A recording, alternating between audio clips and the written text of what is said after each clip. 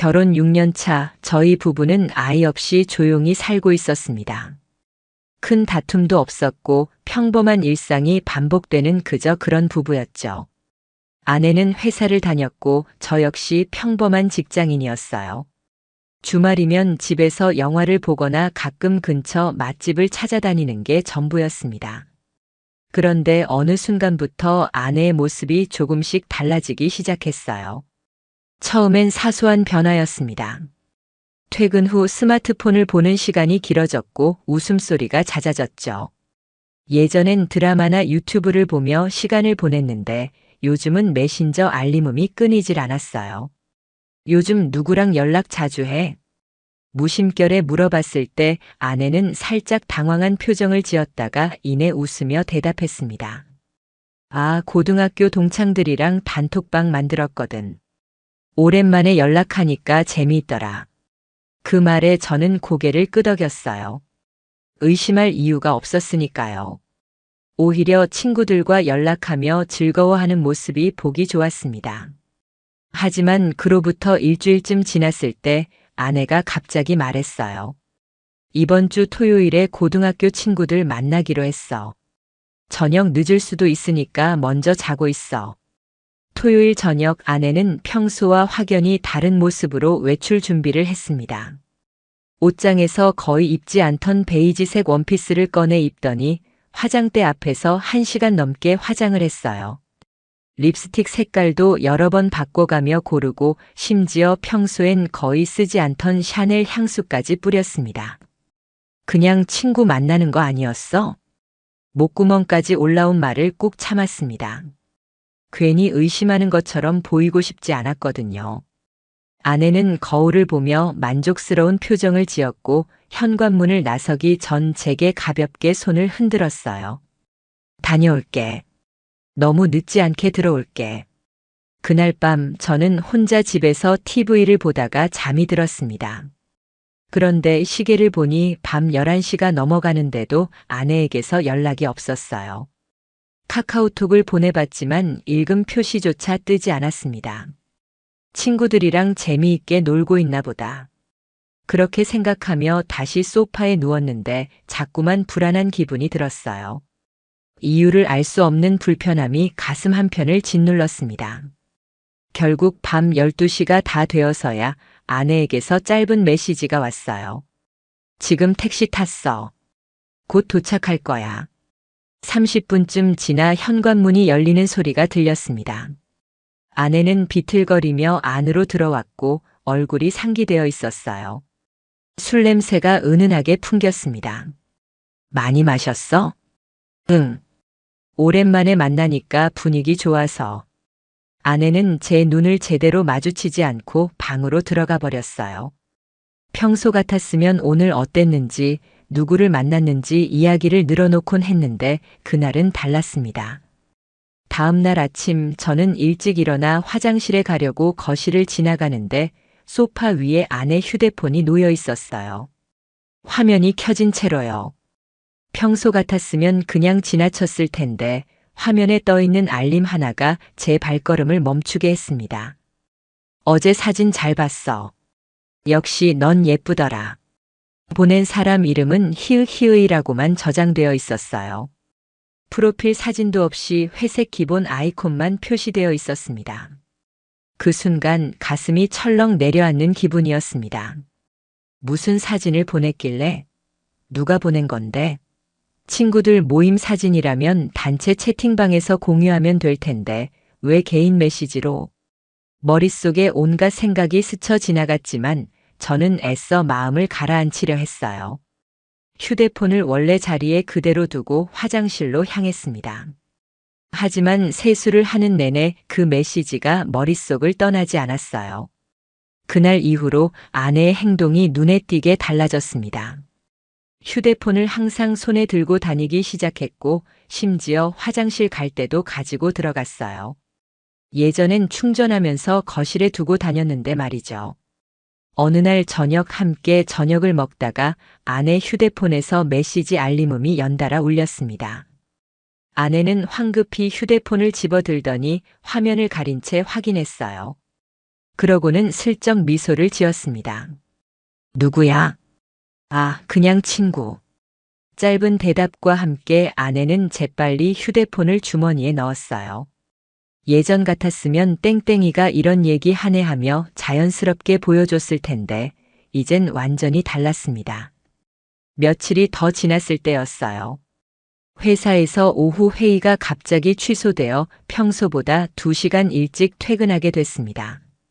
집에 도착해 현관문 앞에 섰는데 이상하게도 문이 잠겨 있지 않았어요. 손잡이를 살짝 돌리자 그대로 열렸습니다. 아내가 깜빡했나? 조용히 문을 열고 안으로 들어섰는데 거실 불이 꺼져 있었어요. 평소 이 시간이면 아내는 회사에 있어야 하는데 집에 있는 걸까? 신발장을 보니 아내 구두가 놓여 있었습니다.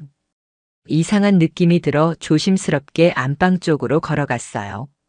그런데 복도를 지나는 순간 방 안에서 웃음소리가 들려왔습니다. 진짜 하나도 안 변했네. 여전히 귀엽더라. 낮고 익숙하지 않은 남자 목소리였습니다. 제 심장이 귓가에서 쿵쾅거리기 시작했어요. 손이 저절로 떨렸고 입안이 바싹 말랐습니다. 숨을 죽이고 방문 쪽으로 다가갔어요. 문이 살짝 열려 있어서 안이 들여다 보였습니다. 그리고 그 순간 제가 본 광경은 침대 위에 아내와 낯선 남자가 나란히 앉아 웃고 있었어요.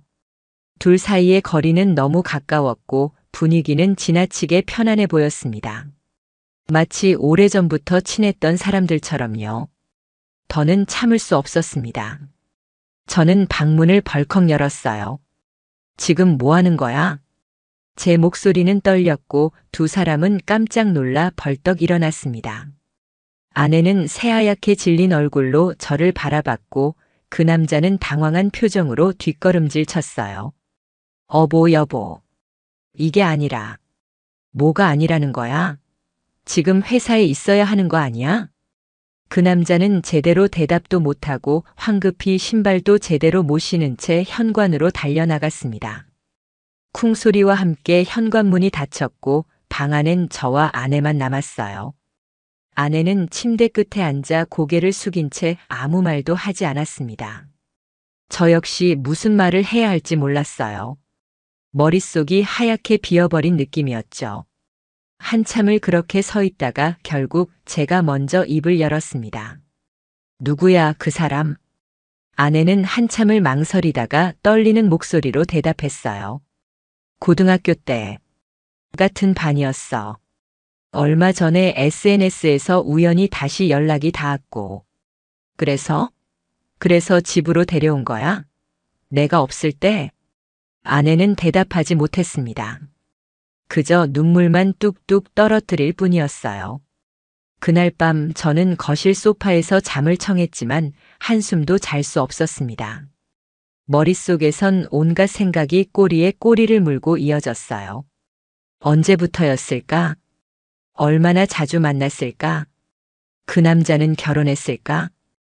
그리고 마지막 질문이 제 머릿속을 가득 채웠습니다.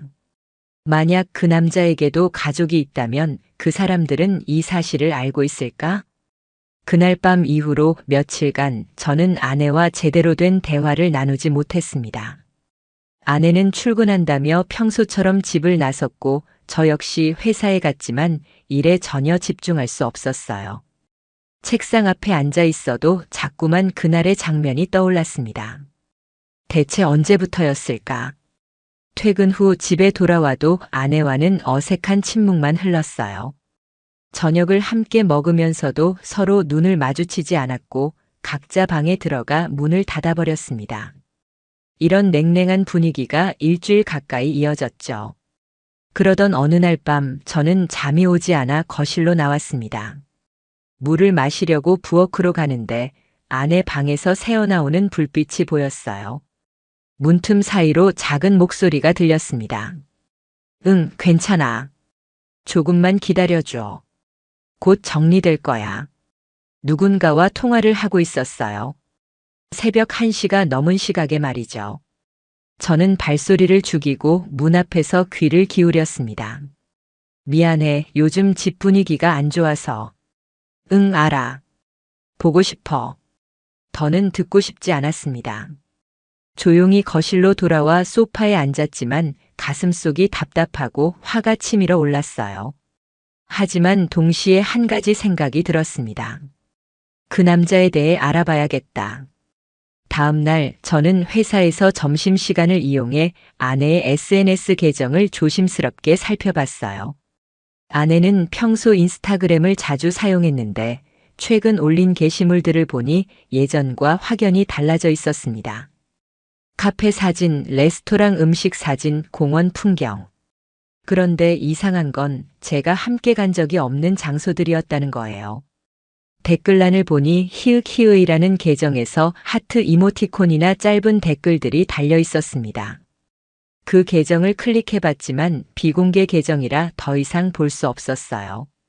하지만 프로필 사진만은 볼 수 있었는데 30대 중반쯤으로 보이는 남자였습니다. 그날 집에서 봤던 바로 그 사람이었죠. 며칠을 고민하다가 저는 결심했습니다. 그 남자에 대해 더 알아봐야겠다고요. 하지만 제가 직접 나서기엔 한계가 있었어요. 그래서 대학 선배 중 한 명에게 조심스럽게 연락을 했습니다. 형, 갑자기 연락해서 미안한데 혹시 사람 알아보는 거 도움 받을 수 있을까?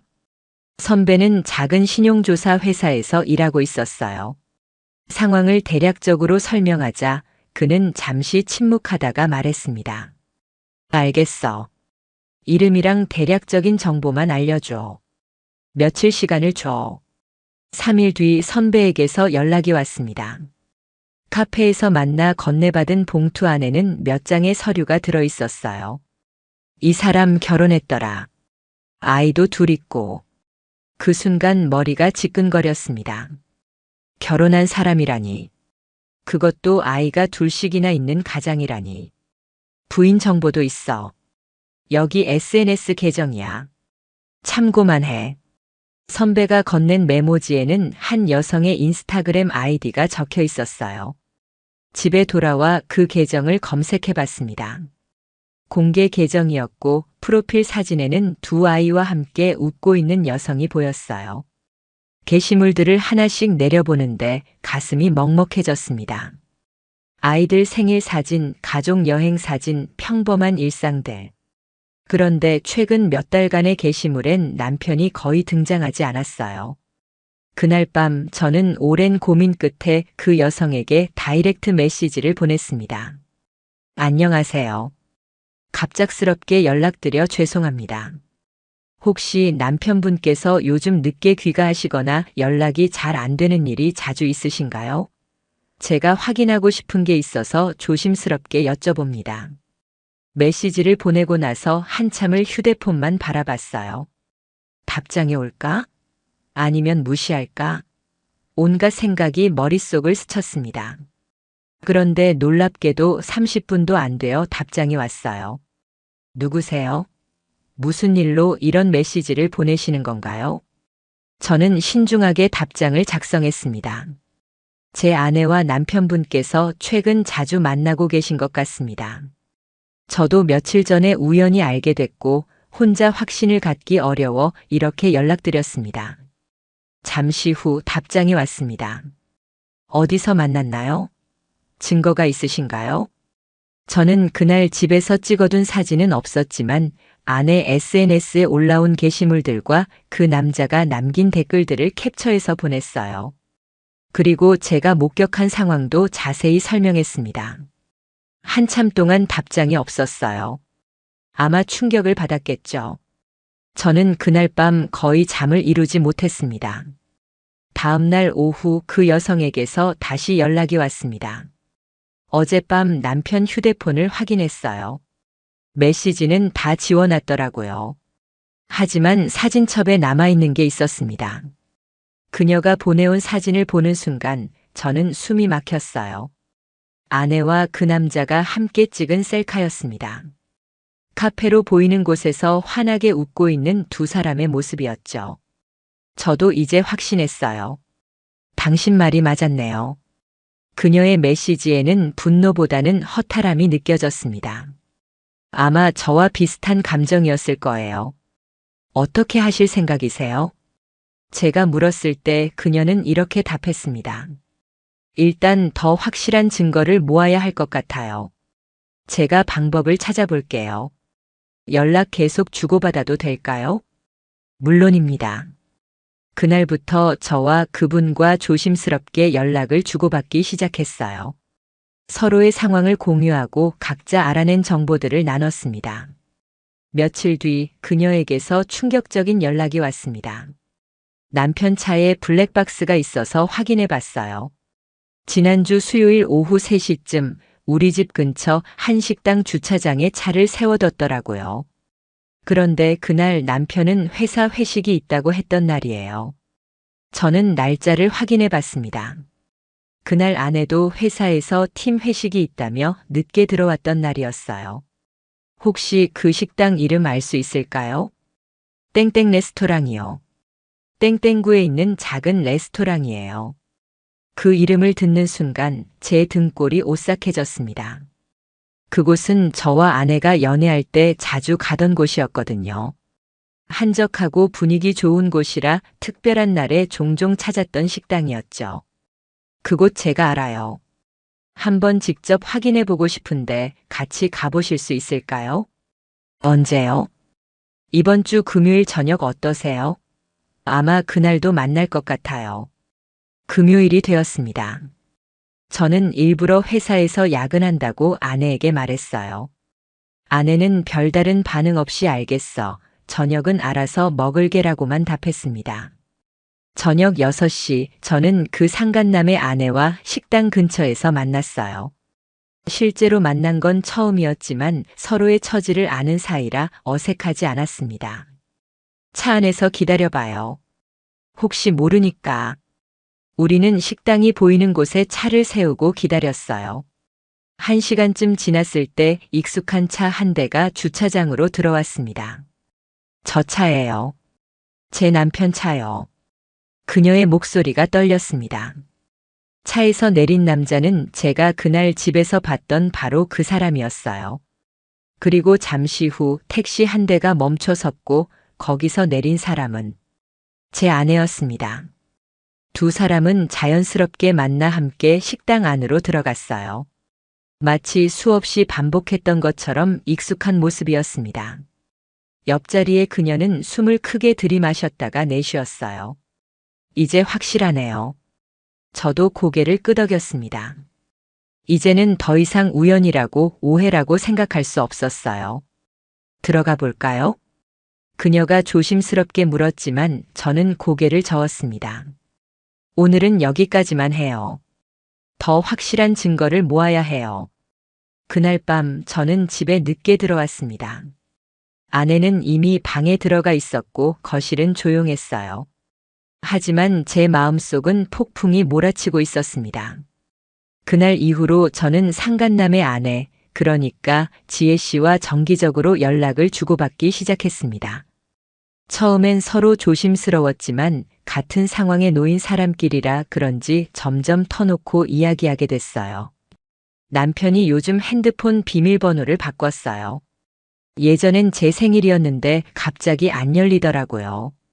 지혜 씨의 메시지를 받았을 때 저도 비슷한 경험이 떠올랐습니다. 아내 역시 몇 주 전부터 휴대폰을 더욱 철저하게 관리하기 시작했거든요. 저희 아내도 마찬가지예요. 예전엔 휴대폰을 아무렇게나 두고 다녔는데 요즘은 화장실 갈 때도 들고 가요. 이러다간 증거 확보가 어려울 것 같아요. 뭔가 다른 방법을 찾아야 할 것 같은데.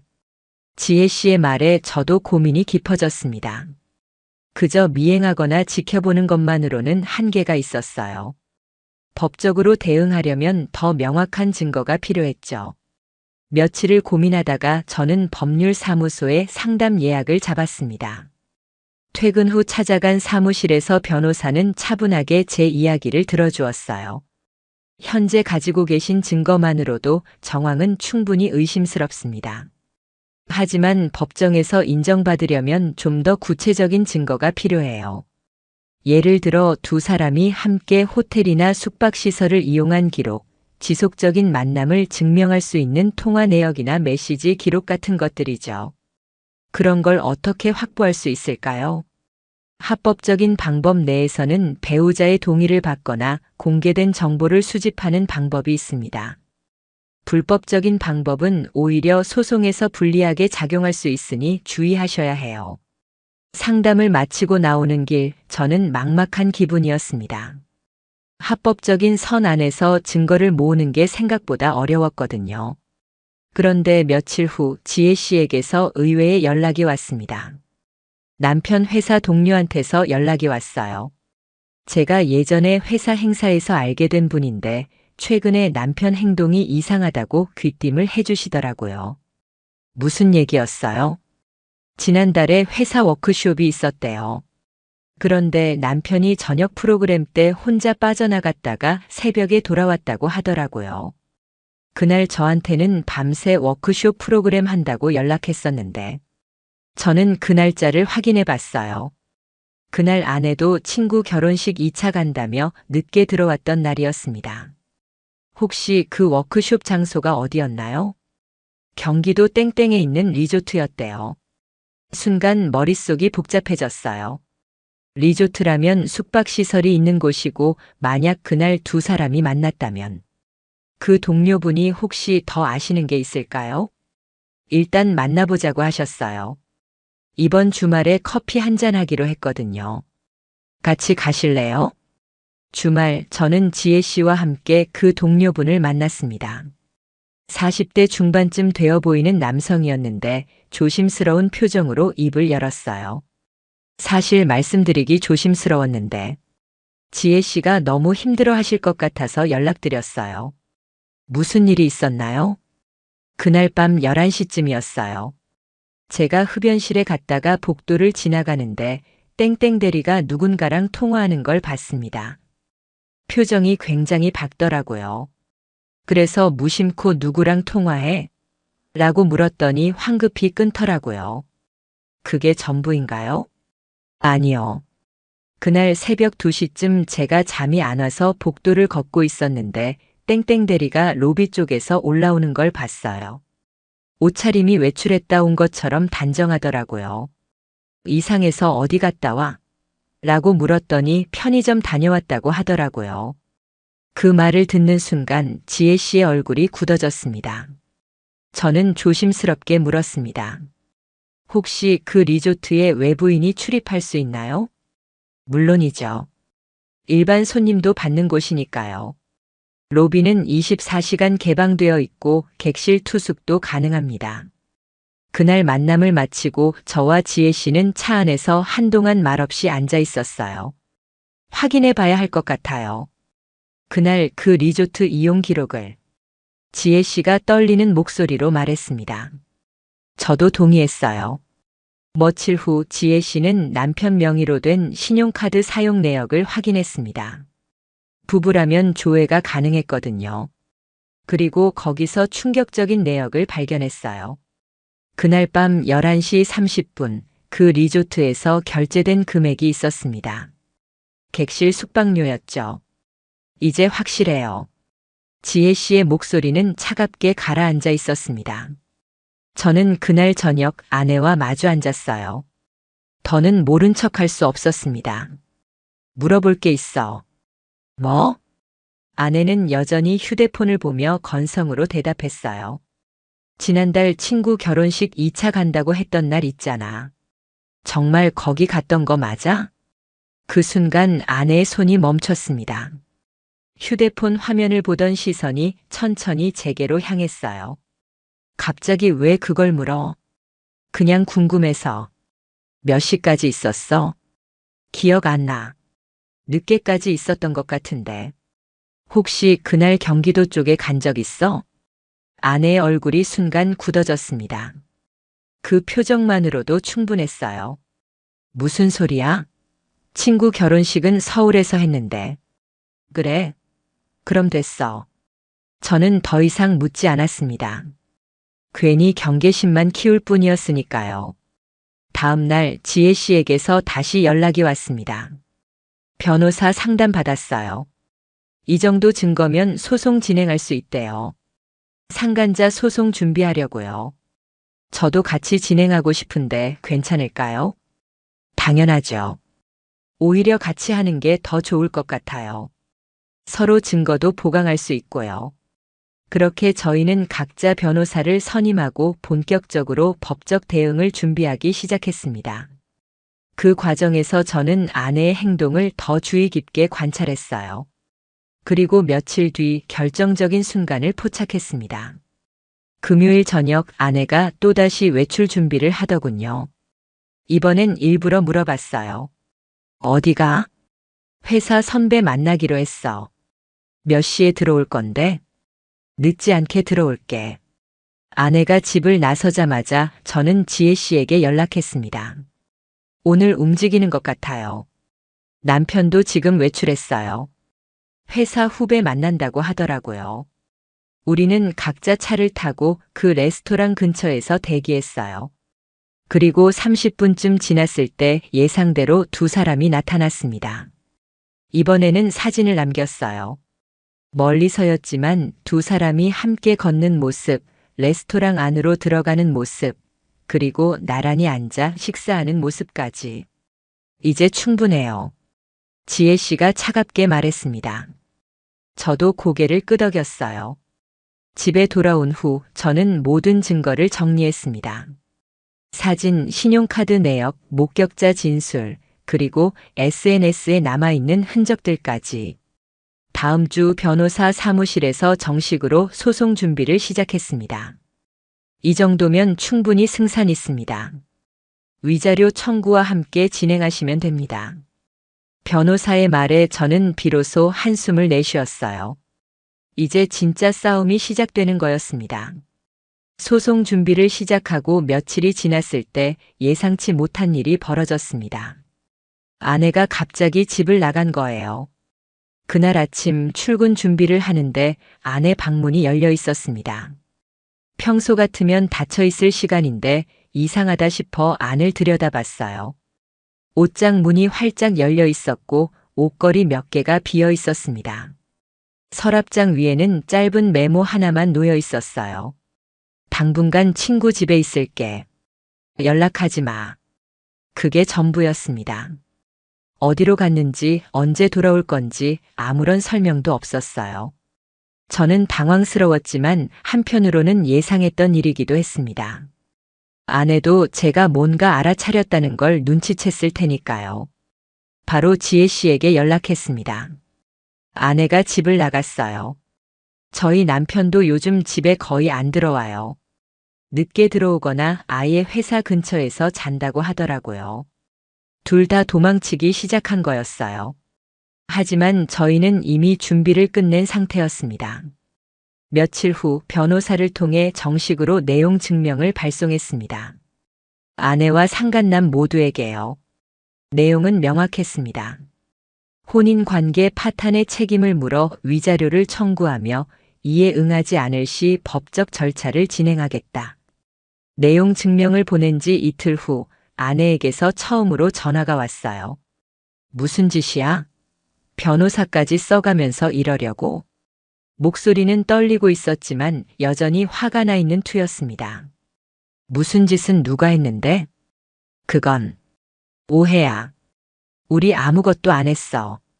지금까지 모은 증거들 다 변호사한테 넘겼어. 법정에서 얘기하자. 잠깐만.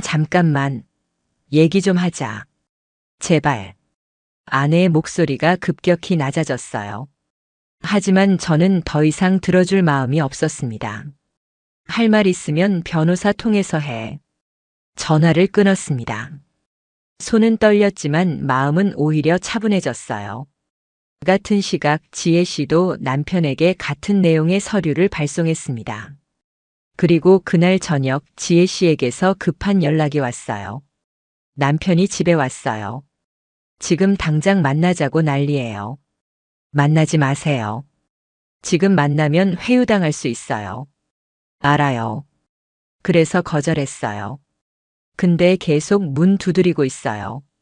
저는 잠시 고민하다가 말했습니다. 제가 지금 가도 될까요? 혹시 모르니까요. 고마워요. 30분 후 저는 지혜 씨 집 근처에 도착했습니다. 아파트 동 입구 쪽에 서 있으니 위층에서 남자 목소리가 들려왔어요. 지혜야, 문 좀 열어봐. 얘기 좀 하자고. 상간남의 목소리였습니다. 저는 엘리베이터를 타고 올라갔어요.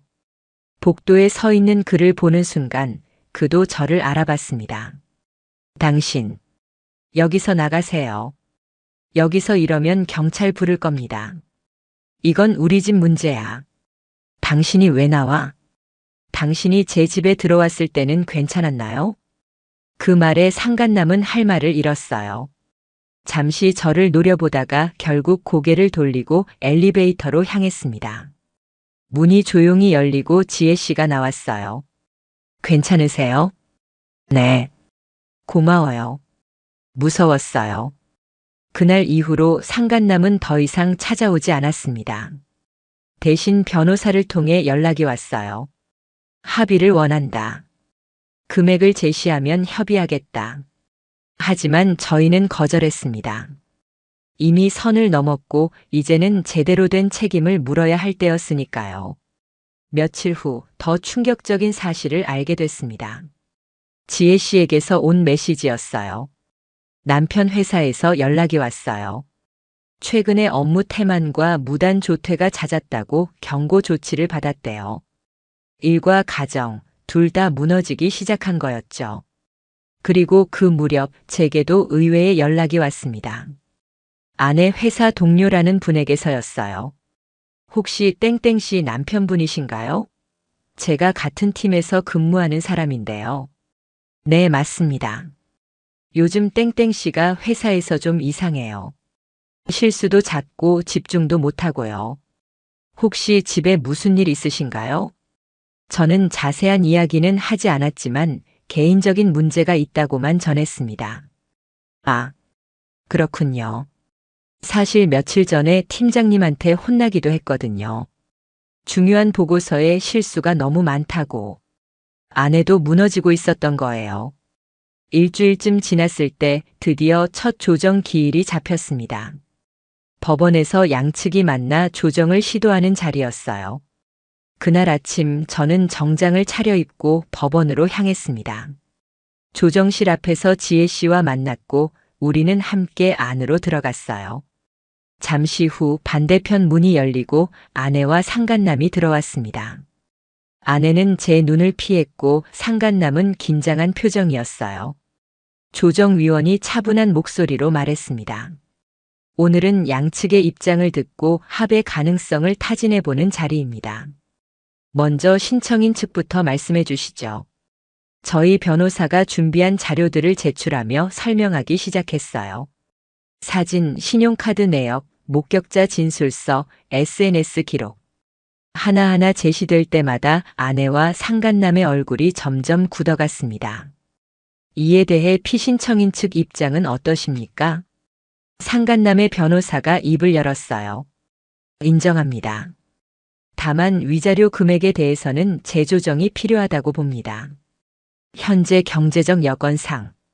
경제적 여건은 불륜을 저지를 때 생각했어야죠. 지혜 씨가 차가운 목소리로 말했습니다.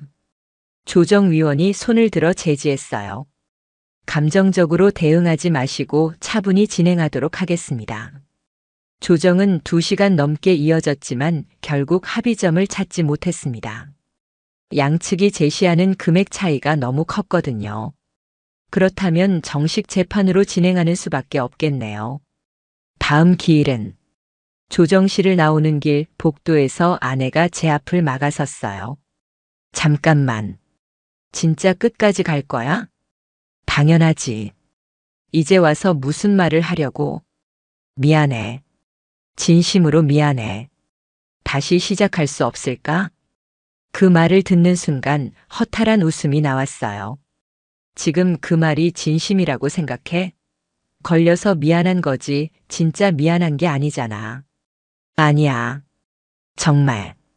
이제 법정에서 봐. 저는 아내를 지나쳐 엘리베이터로 향했습니다. 뒤에서 흐느끼는 소리가 들렸지만 돌아보지 않았어요. 그날 저녁 지혜 씨에게서 메시지가 왔습니다. 남편이 집에 와서 무릎 꿇고 빌었어요. 아이들 앞에서요. 어떻게 하실 거예요? 용서 같은 건 없어요. 아이들한테도 똑똑히 보여줄 거예요. 아빠가 어떤 짓을 했는지. 저도 같은 마음이었습니다.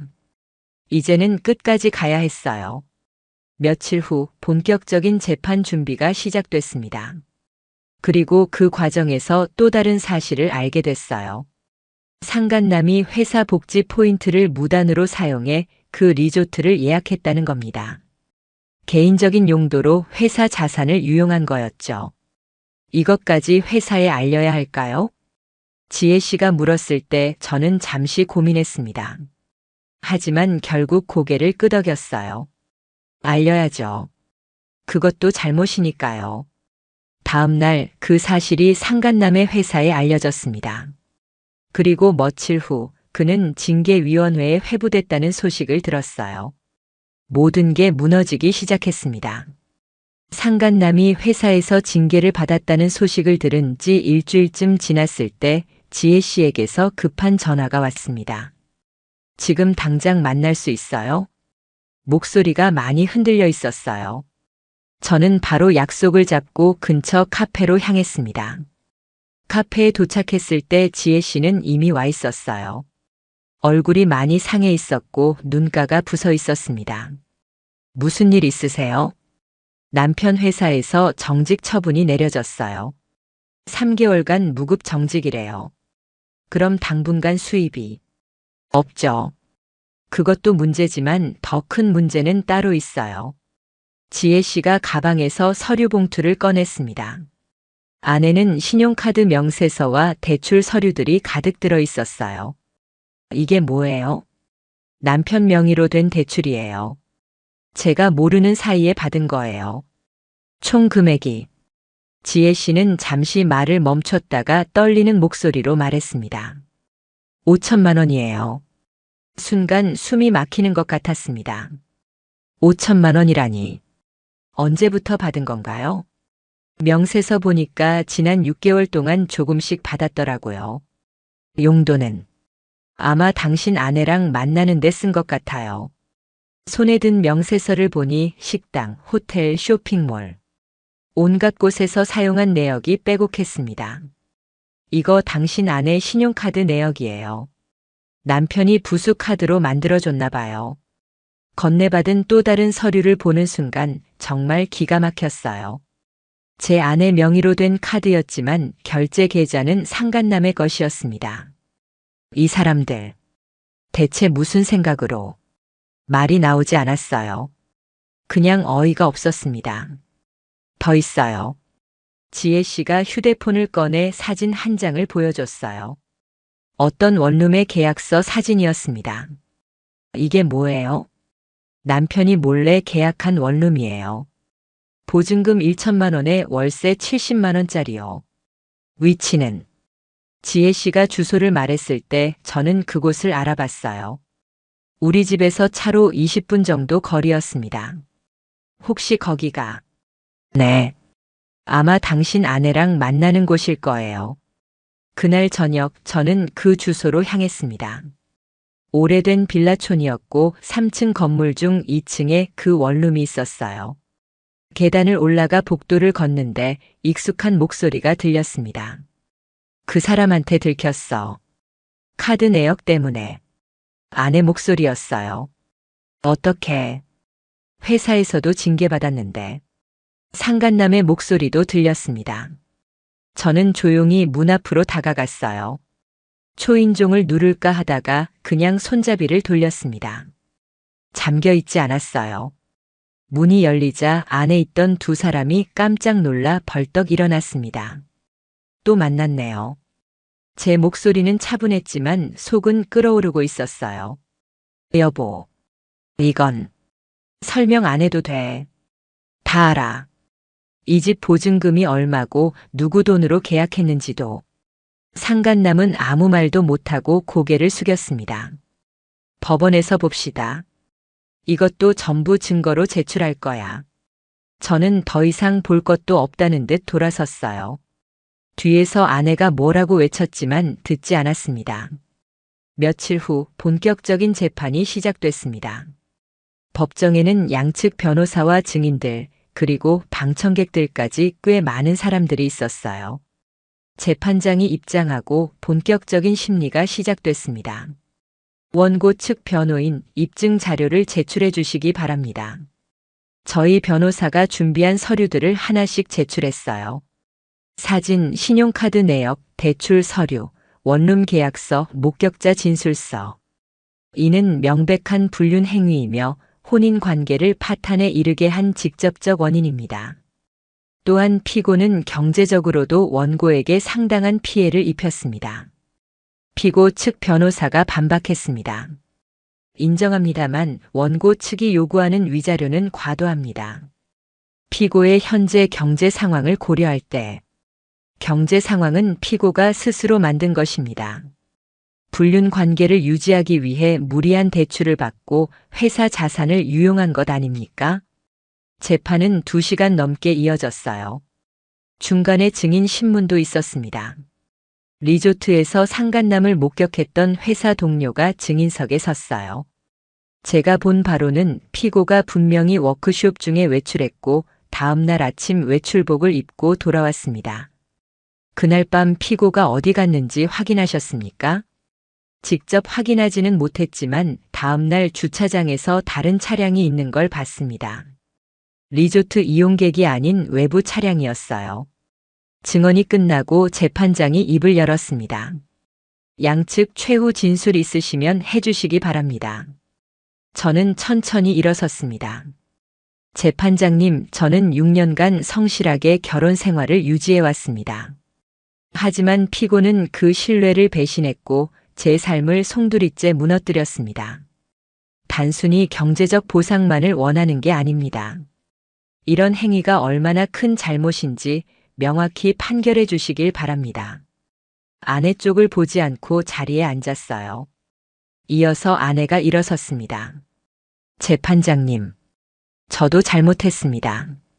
하지만 결혼 생활이 행복하지 않았고 피고인은 혼인 관계의 불만을 배우자와 해결하려 노력했습니까?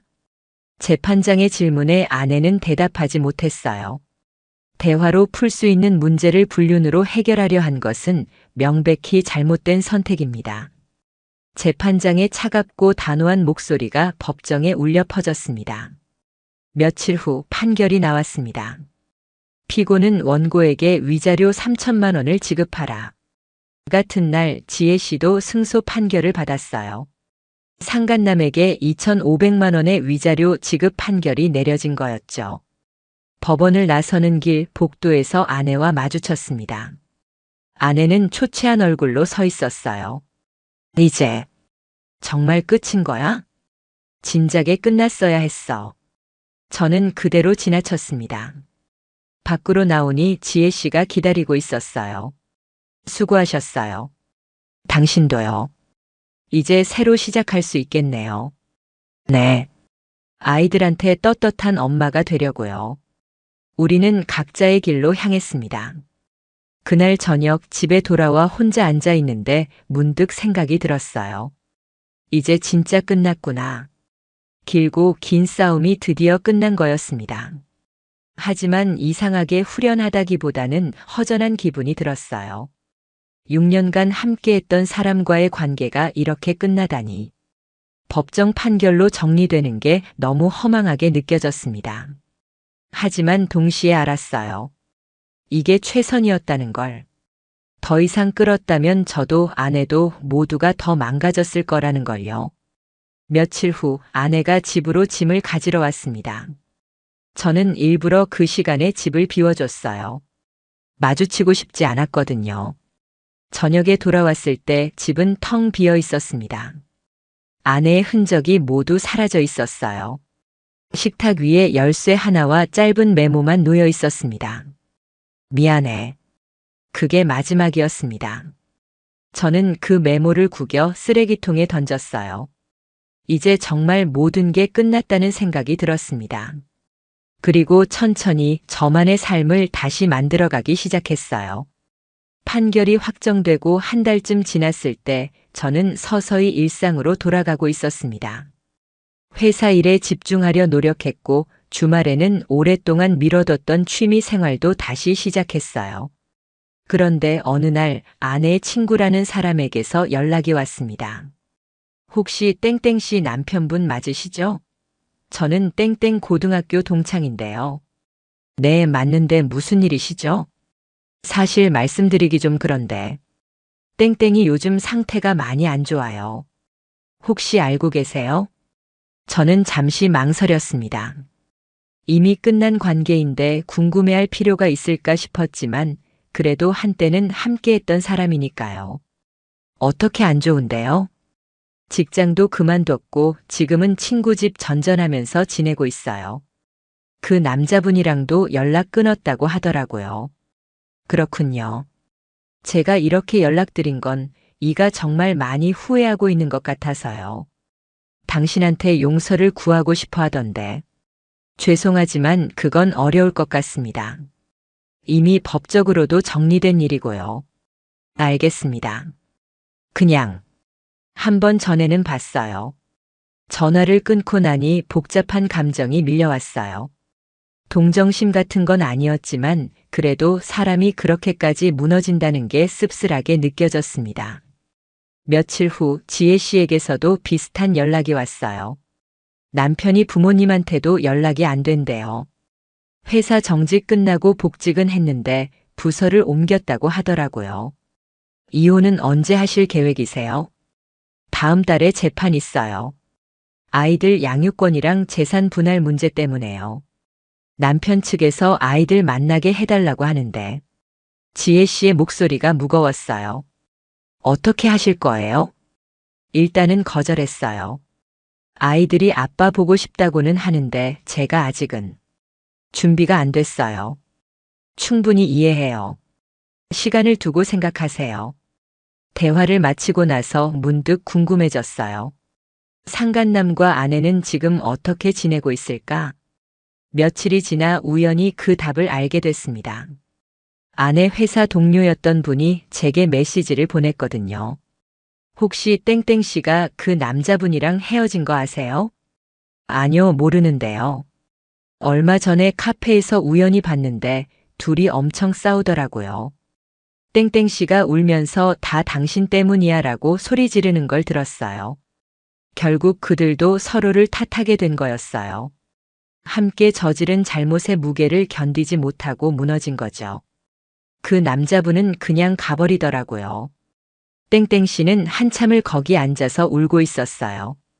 그 모습을 상상하니 묘한 기분이 들었습니다. 분노도 동정도 아닌 그냥 텅 빈 느낌이었어요. 한 달쯤 더 지났을 때 위자료 집행이 시작됐습니다. 아내 명의로 된 계좌가 압류됐고 매달 일정 금액씩 제 계좌로 입금되기 시작했어요.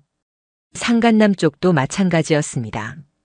지혜 씨에게 매달 분할 납부하는 형태로 진행됐죠. 월급에서 빠져나가니까 생활이 많이 힘들다고 하더라고요. 지혜 씨가 말했을 때 저는 특별한 감흥이 없었어요. 그저 당연한 결과일 뿐이었으니까요. 그 무렵 제 주변 사람들도 이 사실을 조금씩 알게 됐습니다. 회사 동료 중 한 명이 조심스럽게 물어왔어요. 요즘 좀 어때요? 많이 힘들었을 것 같은데. 이제는 괜찮아요. 다 정리됐으니까. 진짜 멋지십니다. 나 같으면 못 견뎠을 것 같은데. 근데 진짜 다시는 안 만날 거예요? 네. 다시 볼 일 없어요. 그렇게 말하면서도 가끔은 문득문득 생각이 났습니다. 아내와 함께했던 순간들이요. 처음 만났을 때 결혼식 날 신혼여행 갔던 기억들. 하지만 그런 추억들도 이제는 색이 바래버린 사진처럼 느껴졌어요. 더 이상 아름답지 않았습니다. 어느 주말 집 정리를 하다가 결혼 앨범을 발견했어요. 펼쳐보니 환하게 웃고 있는 우리의 모습이 있었습니다. 이때는 정말 행복했는데 잠시 그 시절을 떠올렸지만 곧 앨범을 닫았어요. 과거에 머물러 있을 순 없었으니까요. 그날 저녁 오랜만에 대학 동기들을 만났습니다. 다들 제 이야기를 듣고 놀라워했어요. 와, 진짜 힘들었겠다. 근데 잘 정리한 것 같아. 이제 새로운 시작이네. 응, 그렇게 생각하려고. 혹시 새로운 만남 생각은? 아직은 아니야. 일단 나 자신부터 추스르고 싶어. 친구들은 고개를 끄덕이며 응원해줬어요. 그렇게 일상적인 대화를 나누다 보니 제가 정말 조금씩 회복되고 있다는 걸 느낄 수 있었습니다.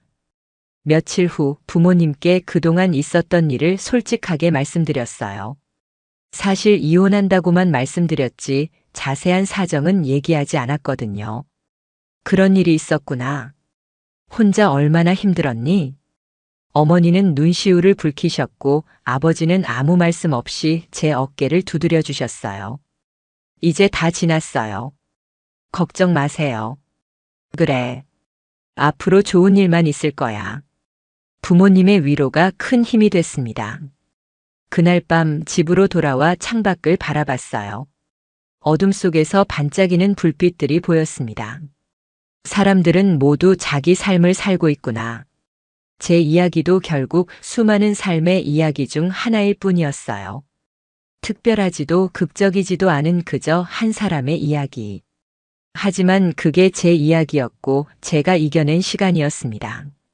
며칠 후 아내의 또 다른 지인에게서 연락이 왔어요. 땡땡이가 지방으로 내려갔대요. 서울에서는 더 이상 못 살겠다고. 그렇군요. 정말 많이 후회한대요. 당신한테 정말 미안하다고. 전해주실 필요 없어요. 이미 끝난 일이니까요. 전화를 끊고 나서 저는 조용히 한숨을 내쉬었습니다. 이제 정말 완전히 끝난 거였어요. 그날 이후로 아내에 관한 어떤 소식도 듣지 못했습니다. 아마 새로운 곳에서 다시 시작하려 하고 있겠죠. 저도 마찬가지였어요. 천천히 하지만 확실하게 제 삶을 재건해 나가고 있었습니다. 어느 날 문득 거울을 보며 생각했어요. 나 많이 달라졌네. 표정도 눈빛도 전보다 단단해져 있었습니다. 이 시련이 저를 더 강하게 만들었다는 걸 알 수 있었어요. 그리고 확신했습니다. 앞으로 펼쳐질 제 인생은 이전보다 훨씬 더 나아질 거라고.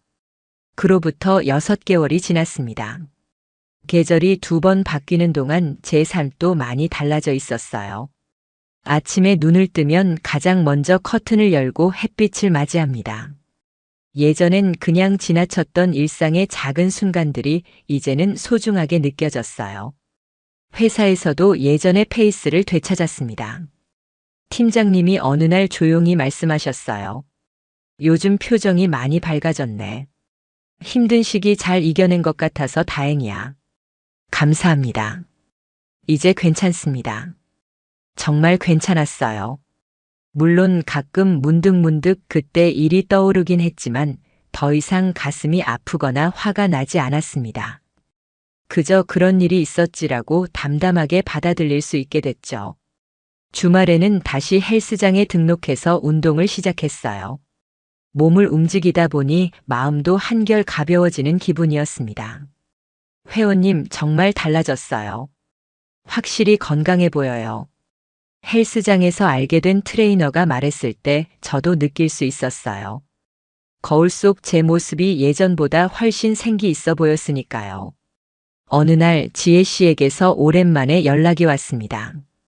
요즘 어떻게 지내세요? 잘 지내고 있어요. 지혜 씨는요? 저도요. 아이들이랑 새로운 동네로 이사했어요. 여기는 공기도 좋고 조용해서 살기 좋더라고요. 다행이네요. 전 남편이랑은 완전히 연락 끊었어요. 아이들도 이젠 안정을 찾은 것 같고요. 지혜 씨의 목소리는 예전보다 훨씬 밝았습니다. 그녀도 새로운 삶을 살고 있는 거였어요. 당신도 새로운 시작 잘하고 계시는 것 같아서 다행이에요. 그때 정말 고마웠어요. 혼자였으면 못 이겨냈을 거예요. 저야말로 고맙죠. 서로 힘이 됐으니까요. 그럼 건강하게 지내세요. 좋은 일만 있으시길 바랄게요. 지혜 씨도요. 그 통화가 지혜 씨와의 마지막 대화였습니다. 서로에게 필요했던 시기에 함께했지만 이제는 각자의 길을 가야 할 때였으니까요. 며칠 후 오랜만에 대학 동창회에 참석했습니다. 10년 만에 만나는 친구들도 있었어요. 야, 너 결혼했다며? 잘 지내? 응. 사실 이혼했어. 솔직하게 말했을 때 친구들은 놀란 표정을 지었지만 곧 자연스럽게 받아들였어요. 그럴 수 있지. 요즘 이혼 많이 하잖아. 너무 신경 쓰지 마. 응. 이제는 괜찮아. 그날 밤 친구들과 웃고 떠들면서 저는 깨달았습니다. 제가 정말 회복됐다는 걸요. 이혼했다는 사실을 부끄러워하지도 숨기지도 않게 됐으니까요. 집으로 돌아오는 길 편의점에 들러 우유를 샀어요. 계산하려고 줄을 서는데 앞에 서 있던 여성이 지갑을 찾느라 당황하고 있었습니다. 죄송해요, 잠시만요. 천천히 하세요. 그녀가 고개를 돌려 저를 보며 미안하다는 표정을 지었을 때 저는 자연스럽게 미소를 지었어요. 그런 작은 일상의 순간들이 이제는 자연스러웠습니다. 누군가에게 친절을 베풀 여유가 생긴 거죠. 집에 도착해서 소파에 앉아 TV를 켰어요.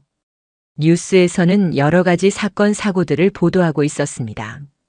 세상에는 정말 많은 일들이 일어나는구나. 제가 겪은 일도 누군가에겐 그저 흔한 이야기 중 하나일 거예요. 하지만 그게 바로 삶이었습니다. 누구나 각자의 이야기를 가지고 살아가는 거죠. 다음 날 아침 회사 가는 길에 우연히 오래된 사진관 앞을 지나쳤어요.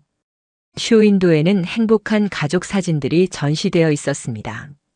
나도 언젠가는 저런 가족을 다시 꾸릴 수 있을까? 문득 그런 생각이 들었지만 서두를 필요는 없었어요. 지금은 저 자신을 먼저 사랑하는 법을 배우는 중이었으니까요. 점심시간 회사 후배와 식사를 하는데 후배가 조심스럽게 물었습니다. 선배님, 요즘 정말 밝아 보이세요. 무슨 좋은 일 있으세요? 응?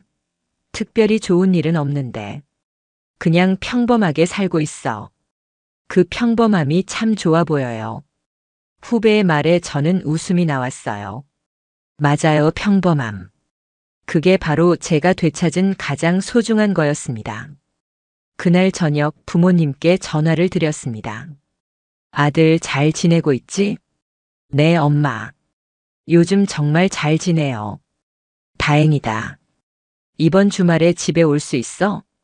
네, 갈게요. 주말에 부모님 댁을 방문했을 때 어머니가 푸짐한 식사를 준비해 주셨어요. 많이 먹어. 요즘 잘 챙겨 먹고 있는 거야?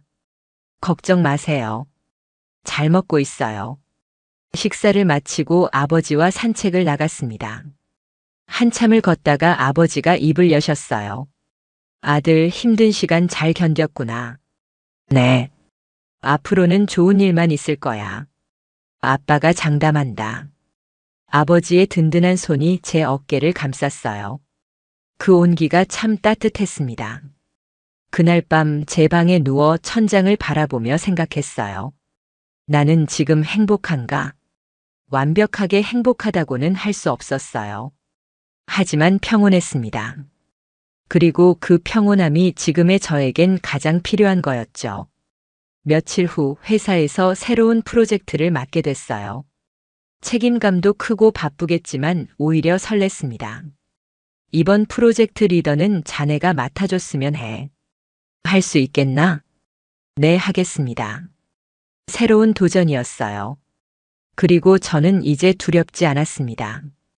프로젝트를 진행하면서 새로운 팀원들과 협력하고 문제를 해결해 나가는 과정이 즐거웠어요. 일에 몰두하다 보니 시간이 금방 지나갔습니다. 어느 날 저녁 야근을 마치고 나오는데 하늘에 별이 가득했어요. 도심에서 보기 드문 광경이었죠. 정말 예쁘네. 그렇게 혼잣말을 하며 걷는데 문득 깨달았습니다.